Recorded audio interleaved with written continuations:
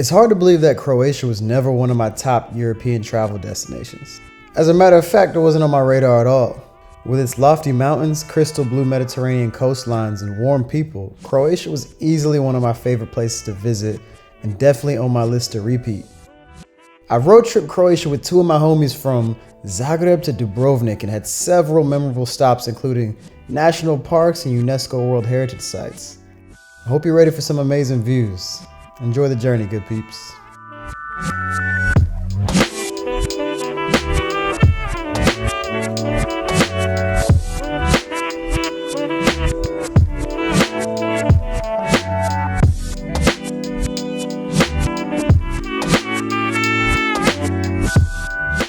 Zagreb, the capital city of Croatia, was the city that we flew into. The first thing I noticed about Zagreb is how similar it looks to Prague and Vienna. Apparently that's because these cities, along with many more, were major cities in the Austro-Hungarian Empire, and their architectures were designed in the same way during that period. Zagreb's the city with the least nature compared to the other places we saw in Croatia, but exploring that city was my fondest memory because of the people we met. It's an extremely walkable city with a lot of cool sights to see, and you can also get around by tram or bike really easily. One highlight of our time in Zagreb was going to their weekend local market.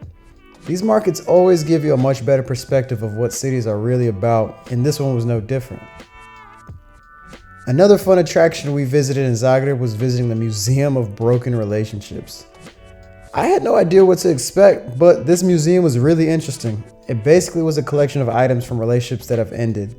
Each item had a short recap of the relationship and how it ended, and the item was usually either something that had significance or symbolism in the relationship. Some of the stories were extremely funny, while some were sad and depressing. It was definitely a very unique experience in Zagreb.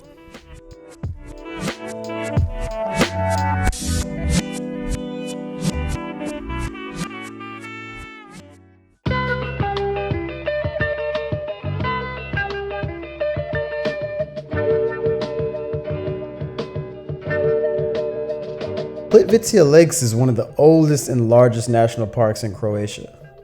Plitvice is world famous for its cascading lakes, which is 16 lakes that can be seen from the surface. These lakes are made by the connection of several small and subterranean rivers and are all separated by natural dams. Other than the waterfalls, one of the best things about the lakes are the distinctive colors. The colors actually constantly change from green, gray, or blue depending on the quantity of minerals in the water and the angle of the sunlight.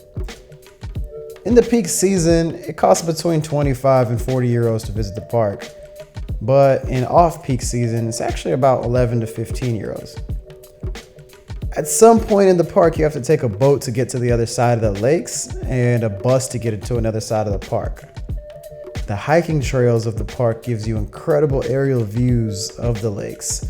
And once you actually get onto the lakes itself, we have to walk across wooden bridges that give you up close and personal views of the water.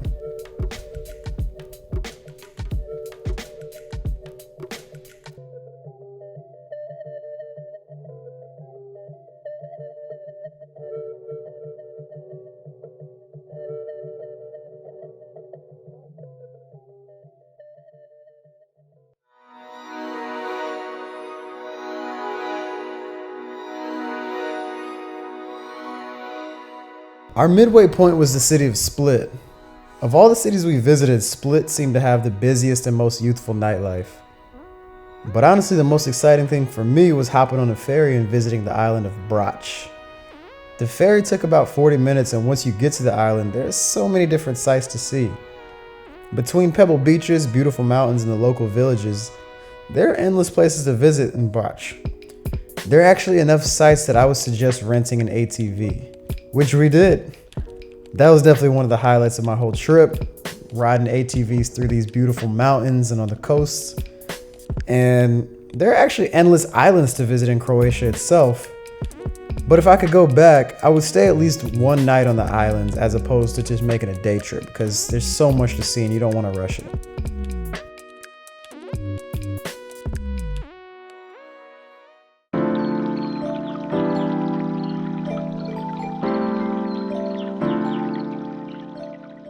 Krka National Park was the next stop on our Croatian road trip. This park was created to protect the Krka River, which is home to an abundance of unique flora and fauna.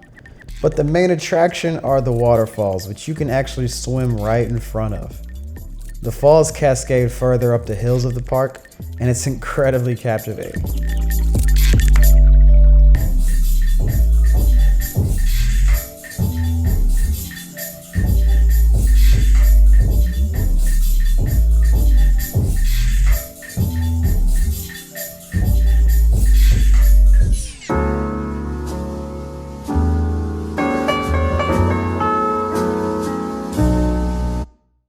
Our last stop on the trip was the ancient fortress city of Dubrovnik. Many people know the city for being the setting for many Game of Thrones scenes. I do not, since I only watched the last season, which sucked. Even still, I'd highly suggest the Game of Thrones tour, because during the tour they give great historical facts about the city and take you to different spectacular sites with great views of the whole city. If you're a Game of Thrones fan, then it's a no-brainer to join. Another great site were the city walls, which you can walk along and see the whole city from an aerial view. On our last day in Croatia, in Dubrovnik, we decided to take a 10-minute ferry to the island of Lokrum. The boat ride over was scenic enough to be the whole trip, but once we arrived, we discovered the island is a nature preserve full of animals like peacocks and rabbits, among many other things. Obviously, it's an island, so there are endless places to take a swim, and they even have lakes on the island as well. It's a great island for a day hike, and the best part is a fort at the peak of the island. It was the ideal way to finish off our trip to Croatia.